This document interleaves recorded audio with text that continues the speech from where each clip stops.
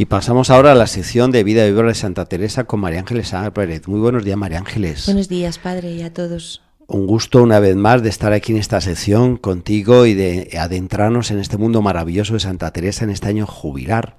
Recordarán nuestros oyentes que Santa Teresa estaba en el monasterio de la Encarnación, que se estaba todavía por terminar la obra del monasterio como tal. Ella entró a los 20 años después de haber sido fundado el monasterio en 1535. ¿Y ahora qué nos trae? Ahora está ya la Santa, estaba llamando, como hemos dicho, a la puerta de la Encarnación y estaba entrando. Recordemos que fue el día de los difuntos, ¿no? Cuando realmente el 2 de noviembre apareció por aquí y que, bueno, pues nos imaginamos que su pobre padre don Alonso, que tanto la quería, pues probablemente se pasó un largo rato de tristeza, probablemente ante la tumba de su esposa en la parroquia de San Juan, ¿no? Diciéndole, bueno, nos lo imaginamos, hacemos una recreación. Diciendo, pero bueno, ¿qué pasa? Mira lo que pasa con nuestra hija Teresa, que se ha ido para allá y realmente yo no sé si tiene vocación o no, y el paso que está dando pues es un paso importante. Pero bueno, después él se fue a la Encarnación, se encontró con su hija Teresa y emocionados pues se fundieron probablemente en un abrazo y profundo. ¿Por qué? Bueno, pues porque también sabemos que en aquella época los padres se podían entrar en los locutorios y podían abrazar a las monjas, ¿no? Realmente no había clausura, como estuvimos viendo en el programa anterior. Teresa le contaría un poco a su padre pues la vida que tenía allí, la vida que estaba llevando en el convento. Vamos un poco a recrearla para todos los oyentes y también para entrar nosotros un poco también en esto. Qué muy interesante esta faceta, María Ángeles, porque una mujer como Teresa de Ahumada, con tanto talento, con su forma de ser comunicativa, extrovertida, con su inteligencia, su capacidad, su cultura, pues ahora ya entró, se cerró la puerta y ahora ser monja. Ese cambio que, bueno, de alguna forma todos hemos experimentado cuando hemos entrado en la vida religiosa, en el seminario, en el convento. Bueno, pues ahora tienes que ser otro, de alguna forma, eres tú, pero transformado. Sí, por la además gracia. La prueba, ¿no? O sea, los días de prueba, Hay los que meses, pensar los años de prueba. Lo que le costaría a esta joven, Teresa de Ahumada, con 20 años, aspectos propios de la vida religiosa, de la vida comunidad, de un convento, como es la soledad, el silencio, los trabajos sencillos, la vida de comunidad, los horarios, la monotonía, los trabajos pues de huerta, de campo, en fin. Sí. Y sobre todo porque yo creo que el único voto que hacían aquí, que era el voto de obediencia, era el que más le costó siempre a la santa, ¿no? El estar siempre a las órdenes de lo que le decían al momento de tener que hacer cosas, ¿no? Es decir, tenía que un poco amoldarse a cómo se funcionaba aquí, ¿no? Y bueno, ¿cómo se funcionaba? ¿Cómo pues, fue la vida de Santa Teresa en estos primeros años? Pues, ¿cómo era la vida en aquella época? Bueno, las monjas, podemos llamarlas señoras monjas o doñas, que ya hemos hablado un poco de sus perfiles, se levantaban 2 horas antes de salir el sol y entonces iban al coro de la iglesia y cantaban maitines. Luego después iban a sus celdas a prepararlas y limpiarlas, hacían las camas, bueno, ellas o sus criadas, que como hemos dicho, algunas de ellas sí, algunas señoras sí tenían su propio servicio. Al toque de la campana se congregaban de nuevo en el coro para los laúdes, la prima y la misa. Desayunaban luego después de misa. ¿Qué desayunaban? Pues leche, pan y miel. Todas estas cosas lo tenemos por el padre Nicolás González, ¿no? A través de un pequeño librito que se llama Vida de Santa Teresa de Jesús, que además se puede comprar aquí en el Monasterio de la Encarnación y que realmente nos cuenta todas estas cosas. Es una recreación preciosa de la vida de Santa Teresa, pequeñito, para poder llevar en el bolso y poder leer muchas, y que le recomiendo a las personas que vengan por aquí pues que lo compren. Yo es un libro, María Ángeles, que leí cuando tenía 15 años y vamos, me encantó. te recrea Te precisamente recrea, lo que está sí, diciendo la vida de todo esto Santa que yo estoy Teresa. contando está Es muy cogido de aquí. asequible. Ya digo, yo leí cuando tenía 15 años y me encantó. Para los que gustan y leer libros pequeñitos y les asustan los grandes, este es muy pequeñito, es fino. Tendrá, vamos, un poco más, 1 centímetro de espesor.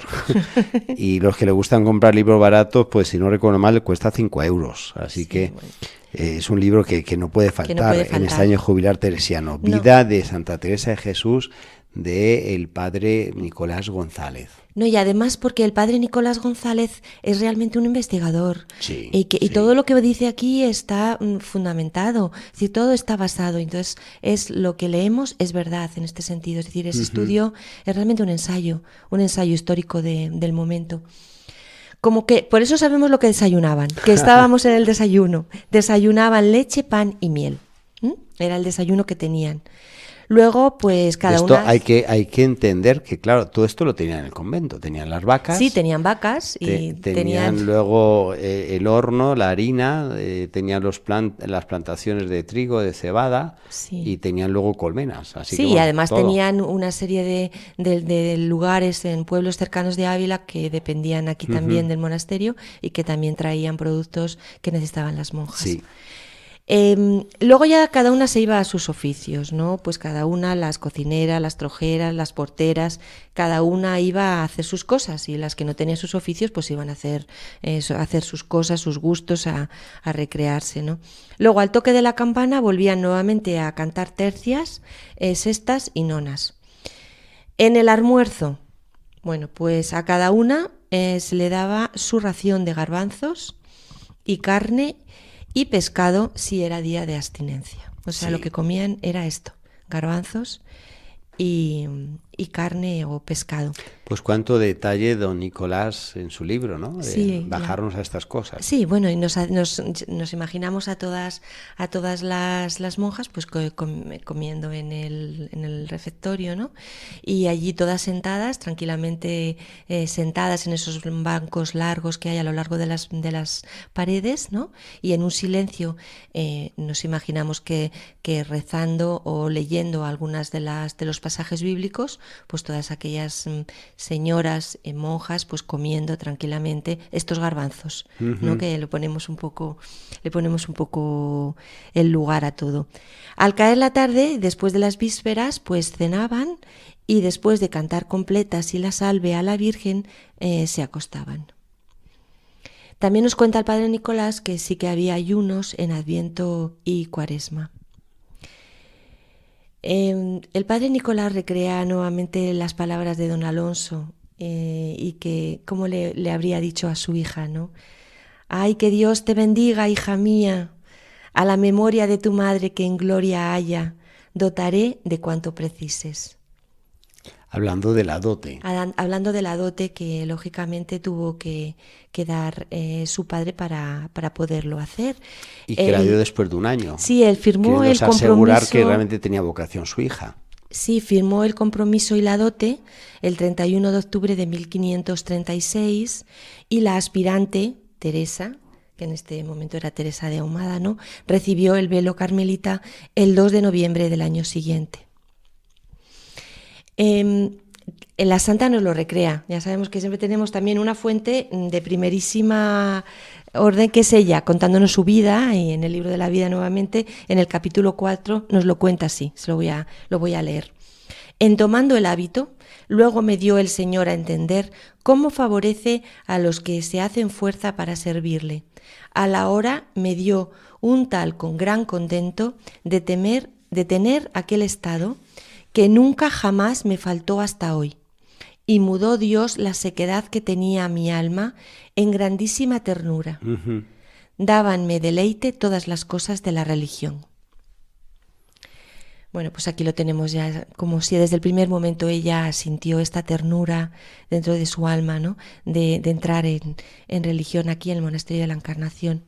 Uno puede ver lo que es la gracia de Dios, cómo fortalece el alma en estos pasos de lo que es la vocación.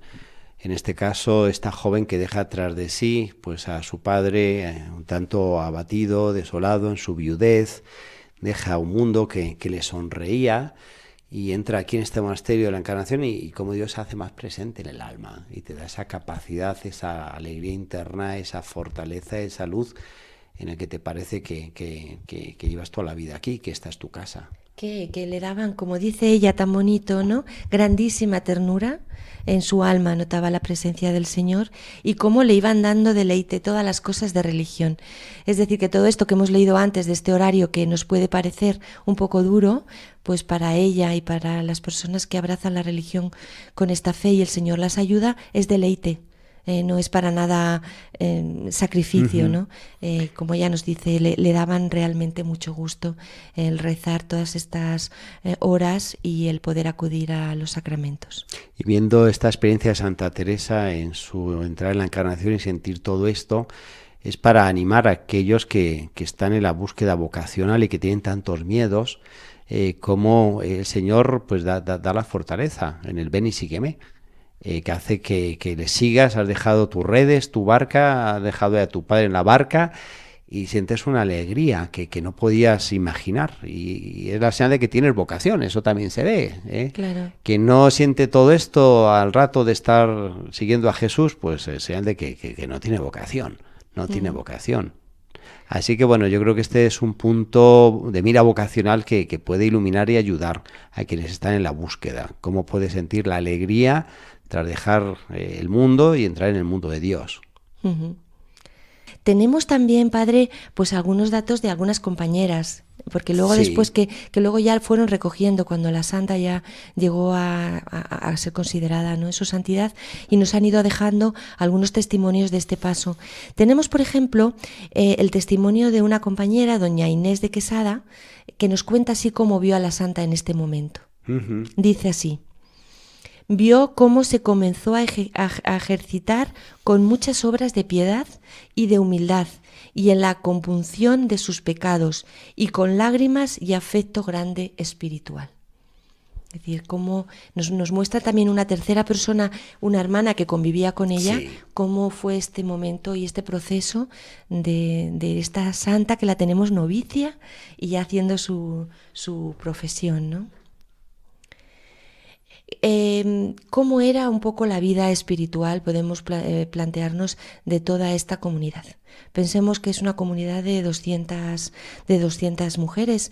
Este tema lo aborda el padre Efrén de la Madre de Dios, que hemos visto que es uno de los grandes investigadores, ¿no?, en su libro Vida y Obra de Santa Teresa. Sí, que es tal vez el libro culmen sobre la biografía de Santa Teresa. Y este tema, María Ángeles, es muy interesante, porque a veces hay algunos que comentan que, bueno, pues Santa Teresa vivía en un convento relajado, en un convento donde se había decaído la vida espiritual, religiosa, donde más o menos aquí cada uno hacía lo que le parecía.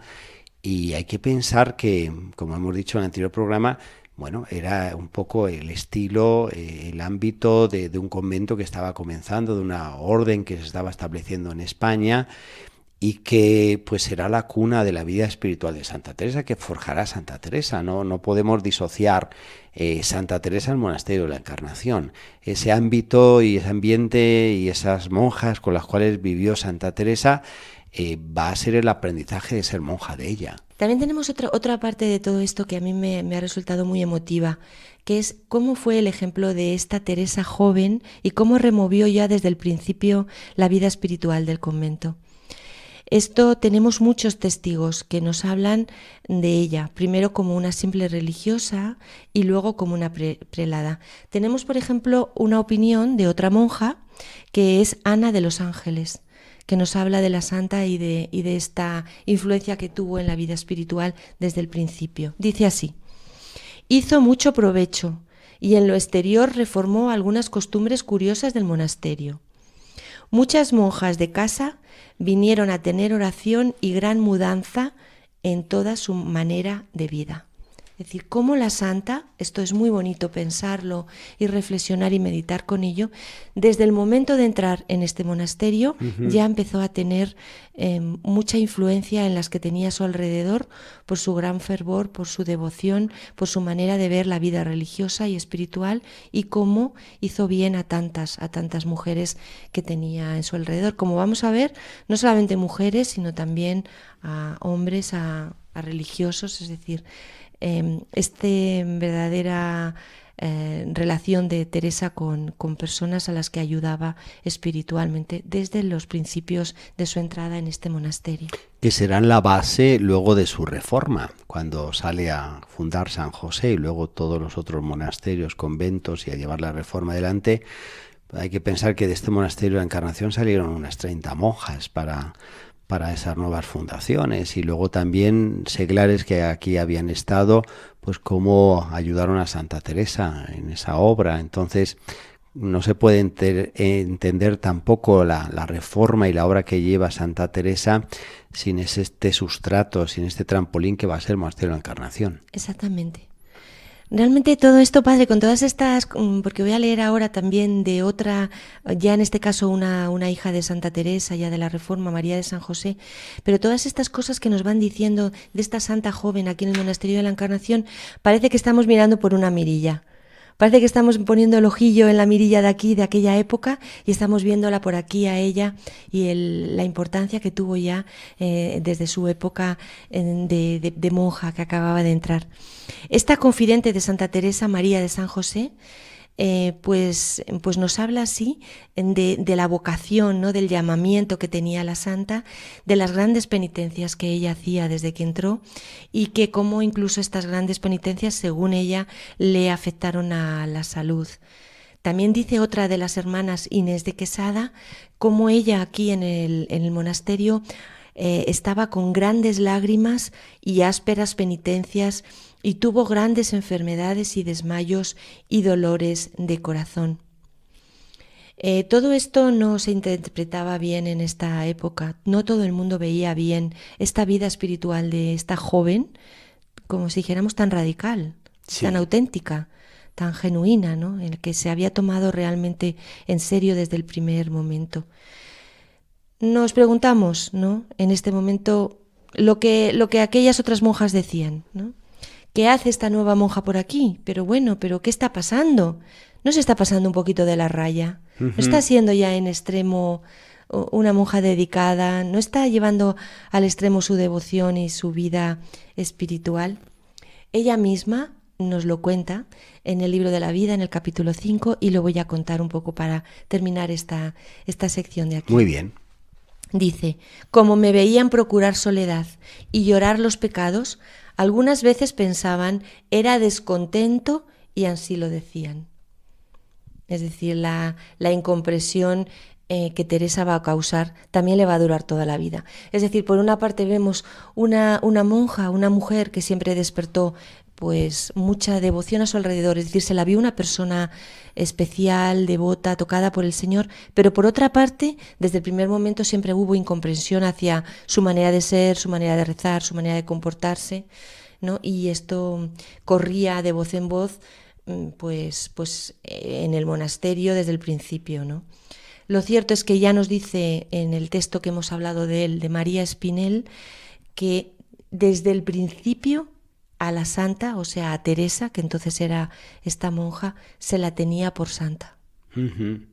Y este es un buen testimonio de esta crónica del tiempo que escribe María Espinel acerca de la vida de Santa Teresa y de esos testigos que convivieron con Teresa de Ahumada en el Monasterio de la Encarnación.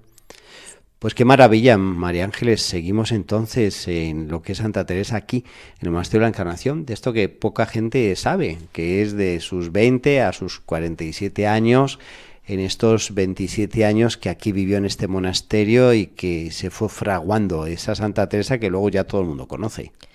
Sí, sobre todo algo, padre, muy bonito que hemos tratado en este programa, ¿no? Cómo Santa Teresa fue siempre testigo de la presencia del Señor en su vida y en ningún momento disimuló nada. Y con lo que ella sintió en el interior, como hemos visto profundamente desde que entró, ella tuvo una vida de fe acorde con ella. Es decir, interiormente lo vivía así y exteriormente lo comunicaba, aunque a su alrededor a veces causara extrañeza su manera de proceder, pero lo cierto es que siempre fue testigo de Jesús resucitado y testigo de la presencia del Señor en su vida. Muy bien, María Ángeles, pues muchas gracias por esta sección tan interesante hoy de Vida y Obra de Santa Teresa. y quedamos emplazados para la próxima, si Dios quiere. Para seguir analizando cómo fue la vida de la santa aquí y cómo nosotros podemos también aprender muchas cosas para nuestra vida espiritual de su ejemplo. Muchas gracias, María Ángeles. Y quedamos aquí, el tiempo se nos va, nos encantaría continuar aquí en Radio María, pero La Espadaña llega a su término y queremos pues mandar un saludo a todos nuestros oyentes que cuántas veces se comunican con nosotros de los diferentes puntos, tanto de España como del extranjero, y citarles a que vengan en este año jubilar teresiano aquí a Ávila, que puedan tocar, ver todo lo que de alguna manera a través de estos micrófonos de Radio María les estamos transmitiendo. Así que aquí les esperamos y el próximo viernes, Dios mediante, estamos de vuelta en Radio María en La Espadaña. Hasta entonces.